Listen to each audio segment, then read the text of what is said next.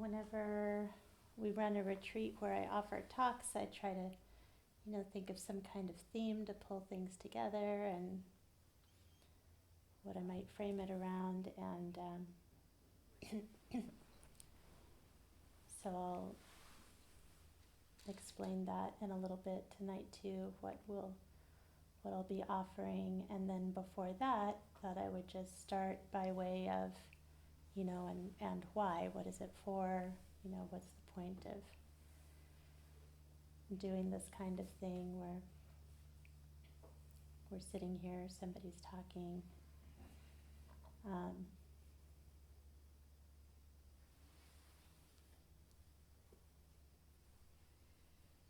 Probably everybody has heard the really famous saying that's usually attributed to the historical Buddha, come and see for yourself.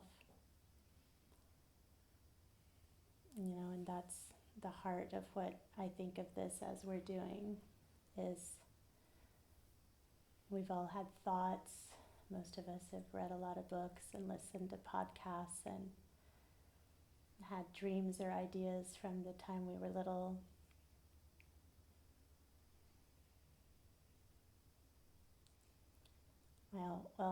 For me, this has never been something easy and pleasant. For some people, it's like, yay, meditation, I'm gonna feel peaceful or have a bliss state. For me, there was it was difficult to learn to be still, and it was agitating, and there was fear involved, and ideas about myself and my self-worth tied up in whether or not I could be still, whether or not I would learn anything, whether or not I would discover anything.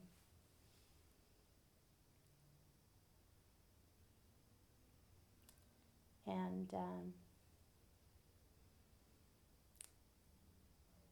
there's so much mystery and so much grace involved. I don't know, why it clicks for some people and not for others. I know that it doesn't need to click for a lot of people. I know some very grounded, wise people who don't seem to need to meditate at all. But I feel very fortunate that I finally was able to settle down and be committed. And it was because of this kind of event that we're doing. It was because of finally taking the opportunity to do an intensive retreat. And I had already been, attempting to meditate regularly for 10 years or so, and going to different teachers and sitting with people I knew and doing half days and programs. But it was really, really different when I went on a residential and sat for several days. And things were pretty quiet. It wasn't like, a super quiet retreat, but it was supposed to be quiet, so it was pretty quiet. And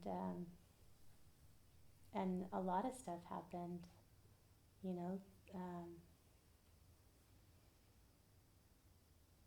right away in that first intensive retreat. I noticed that there were ways of just perceiving the ordinary world with my senses that I had never noticed before, and I wanted to know, is that always available? Is this, some kind of a trick? Is there, what does it mean? Does it mean anything? Does it not mean anything? But there were also, psychological insights came up right away, just sitting quietly and suddenly understanding the answer to something that it maybe had troubled me for years.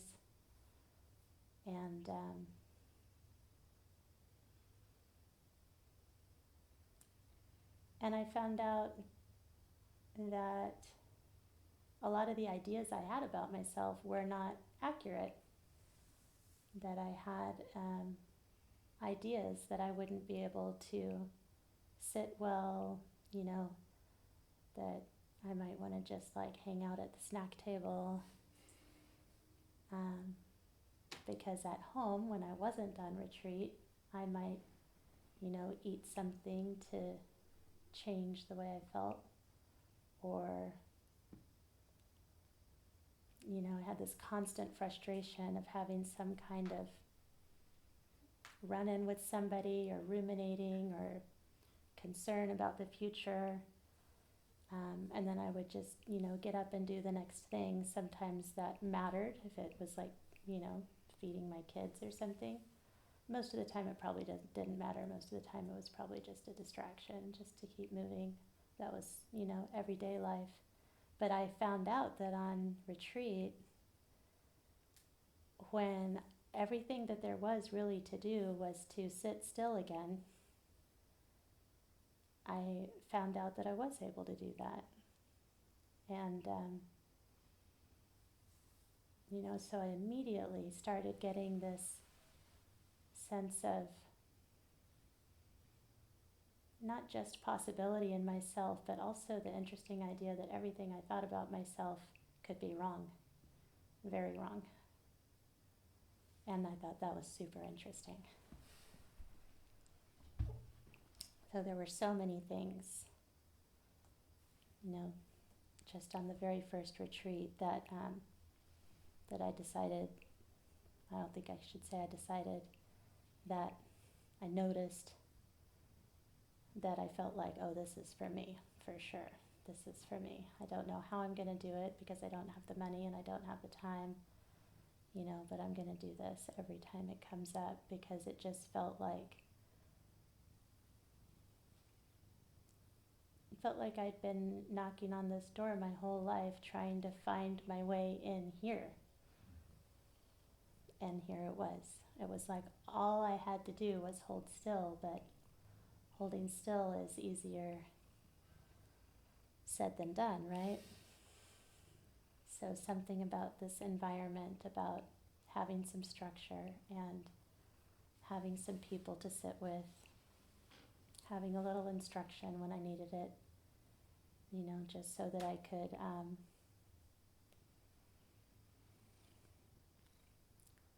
be doing something productive at least part of the time, not just daydreaming. I mean, daydreaming a lot, but not as much as I did outside of retreat. It's just incredible how fast things can happen with insight, with just a little bit of quiet, a little bit of willingness, a little bit of setting aside what I think I know, setting aside, trying to get away from my own discomfort, starting to decide that I'm just going to sit with it, no matter how long it takes, even if there aren't any answers. Because I think I just started seeing all of a sudden that there just isn't anywhere else to go. And this is, to me, what then come and see for yourself. Come and see for yourself.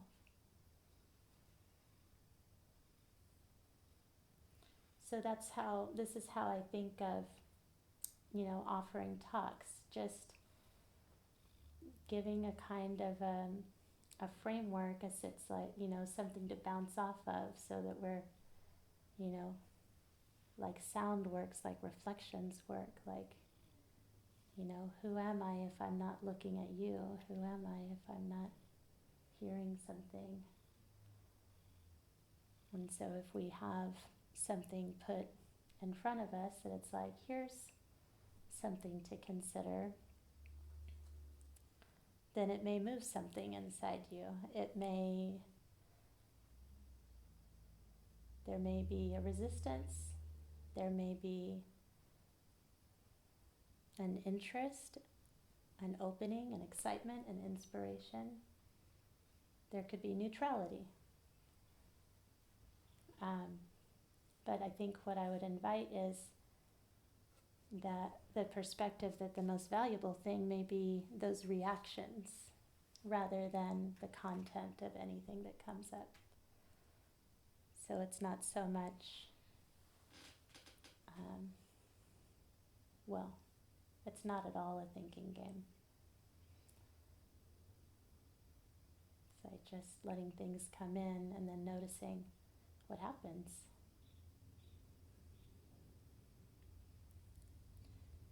So, with that perspective, what I plan to offer in the next few nights are some perspectives on the paramitas, which is a very classical concept in Buddhism. There's a couple of well-known collections of virtues and perspectives, and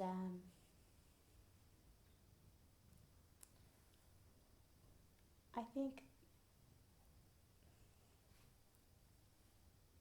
they can be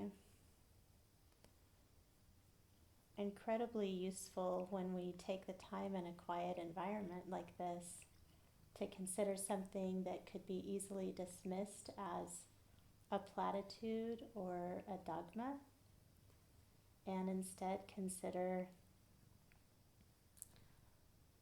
well, what does this have to do with me?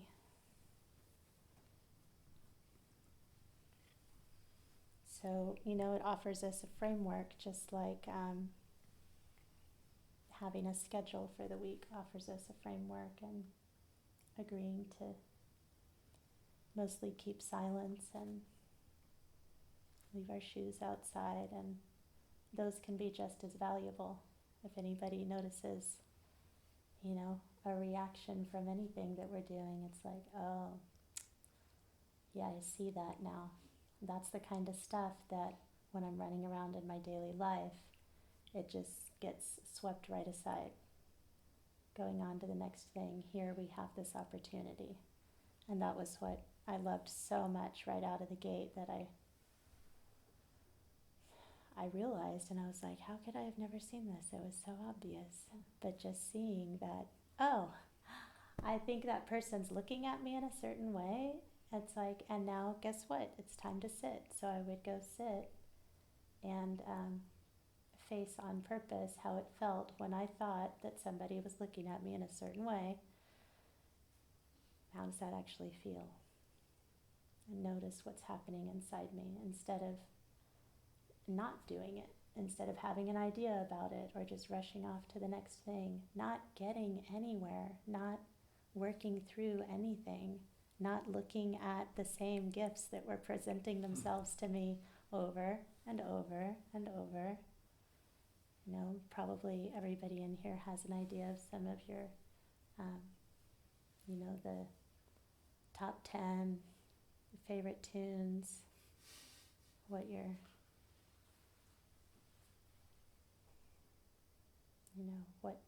what pain says when it comes up. So some of the things for me early on were that kind of, paranoia, like thinking that things were happening, but then I would notice, be like, wow, I have no way of knowing that. We're not even talking. It's like wonderful to find out, to get this kind of proof that it's like, I am making this up. And then be still. So a little bit about these things that we'll talk about this week. Another framework that I won't talk about much, but we'll sit with before dinner each day are the divine abodes, the Brahma Viharas. There are traditionally 4, and we'll focus on one because we just don't need to move fast and do everything. We'll move slowly and do one thing more deeply. So traditionally the divine abodes, just meaning these, virtues that one can keep in mind to kind of notice how things are going, or gives you something again to just notice how you feel. They're traditionally, this group that is loving kindness, which is probably the most well known, sympathetic joy,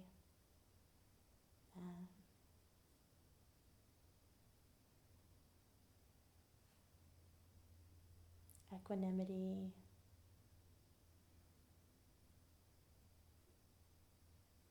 what's the fourth one, Chris? Compassion. So, loving kindness, the most well known, you've probably heard called metta. Something else that's interesting about that is it's one of many, many words that we, get from ancient times that don't have like perfect translations in English. I've heard it said too that you could think of metta as unconditional love, which I also really like.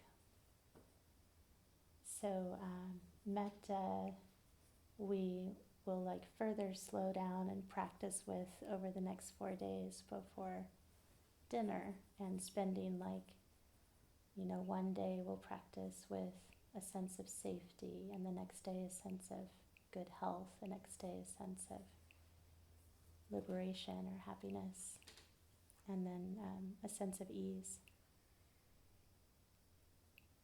Karuna, compassion, came back. So that's the Brahma Viharas, and then when I have something to say in the evening, we'll be talking about the paramitas, and there's 6 of those, so I'll try to cover 2 a night. And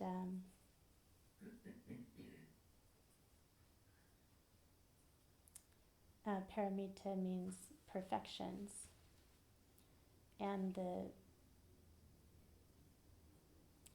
the view that I ascribe to in regard to the perfections is it's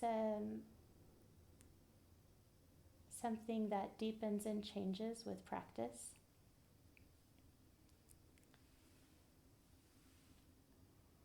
As just something read about or intellectual, it can be easily understood as, virtues, good character traits, things like good ethical conduct and discipline and concentration, being able to concentrate.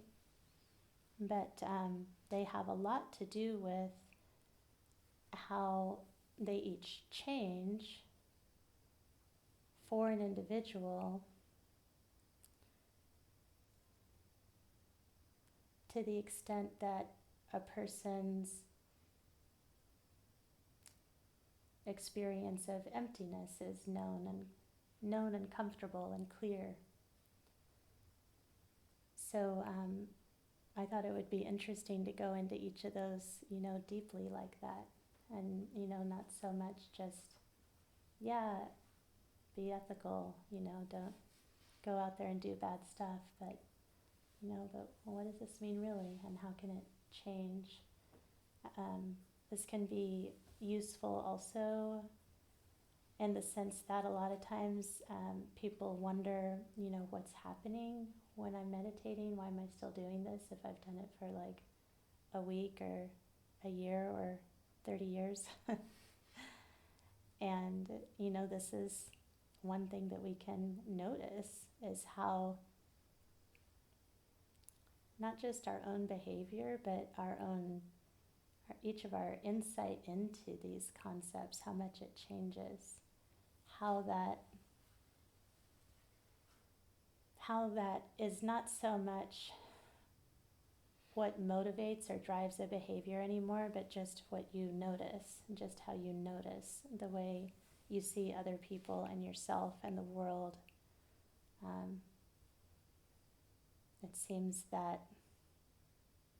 It often seems to me that everything keeps resolving towards a kind of clarity, and maybe it's all just clarity in the end. But we can look at these different facets and see how they might be helpful along the way too. So you can think of them all week as kind of a lens or a framework. They'll be different for everybody. How you relate to any of these topics, it's going to depend on personal history and what kind of meditation you've done. These are all these things put together. Personality is what might be called karma in really traditional groups. It's just your inclinations. So let me see if there's something in particular else. Oh yeah, I really like this. The title of this, there's a title of a book that I got recently called Zen Dust, and I'm one of these people who reads like the introduction and the foreword and every single thing cover to cover. And I just really appreciated this commentary on that title, that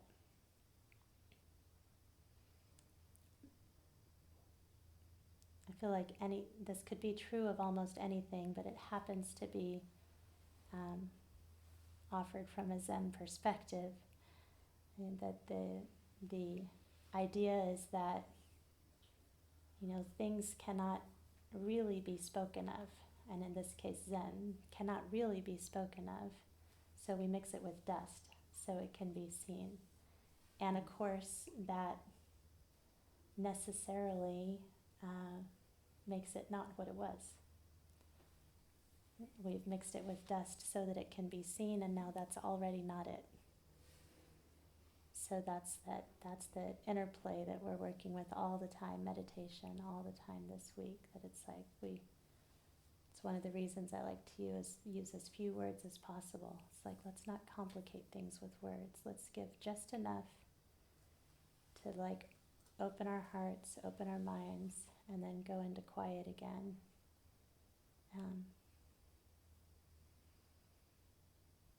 I was talking to Max last week about school, being in college, and remembering how,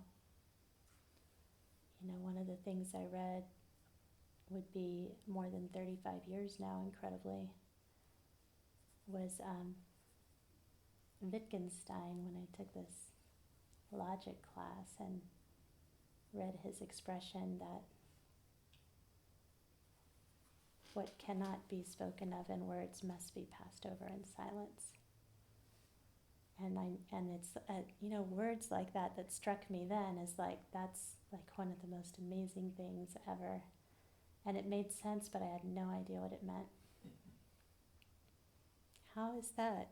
Something makes so much sense and you're just baffled. But I think today I know what that means.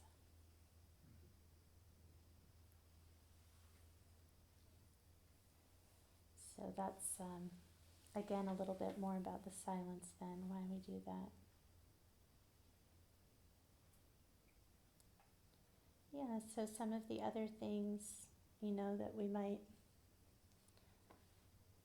we might do even in quiet to not be here. Here can be uncomfortable,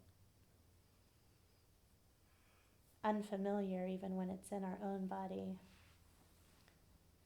And, all kinds of mental and emotional, not just greatest hits, but also surprises can come up. Things that are so, they seem so natural, seem so obvious that they're easy to miss and to think that they're real. Speaking from experience, the kinds of things that I used to see, just, thinking there was some conflict, thinking a person meant a certain thing, thinking when something was said that it was wrong or shouldn't have been said, or was definitely going to cause a problem, or just watch for, maybe notice when these kinds of reactions come up. And I would suggest that those are your friends saying like, oh, what's that? Take a look at that reaction. But not to study it exactly, maybe to look at what might I have missed right before I looked away? What might I have been moving away from in order to have that thought? There might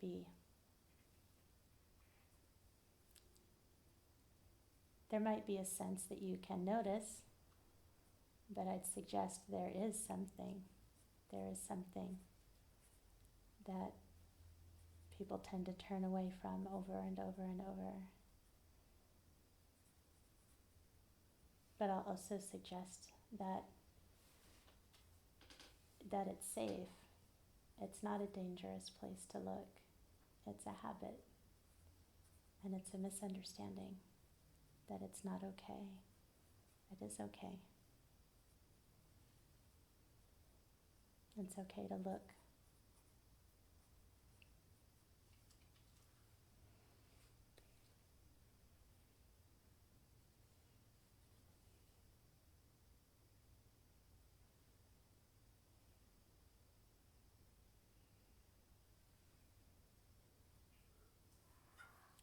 I think I more or less said stuff. Maybe I'll pull some in tomorrow. But I'll tell you what these 6 paramitas are in case you want to go ahead and, see with each of these words, see if you feel anything, see if anything goes, ugh, or like, oh my God, or like, oh yes, I love this one, or like nothing at all. Nothing at all can be really interesting. You can be, can look into whether the nothing is covering up something, or if it's just a not knowing. So the 6 paramitas that we'll talk about are generosity,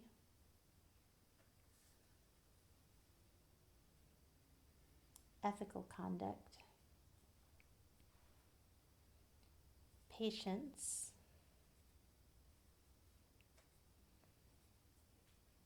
diligence,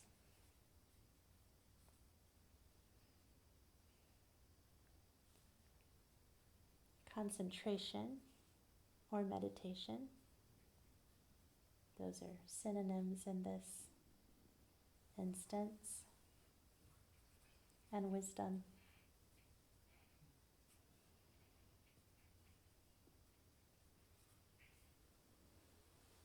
So if you think I'm going to, expect to teach you anything about those things, that's not it.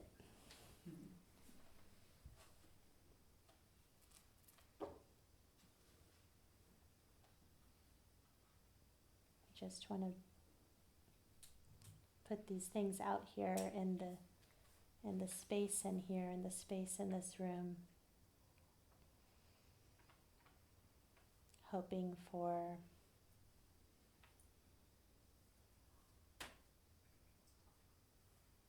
just opening.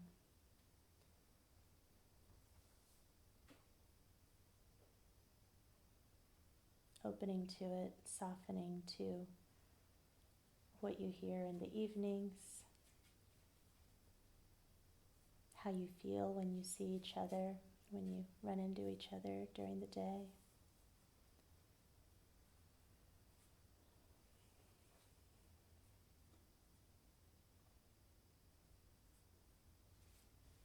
When you feel sleepy, when you feel too warm or too cold,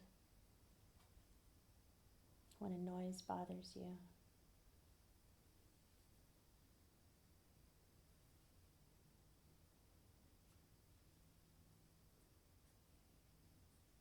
You don't have to find anything in particular.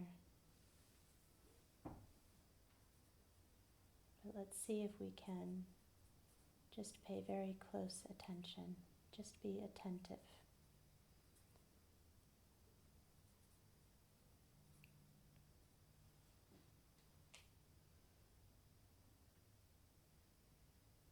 all for now.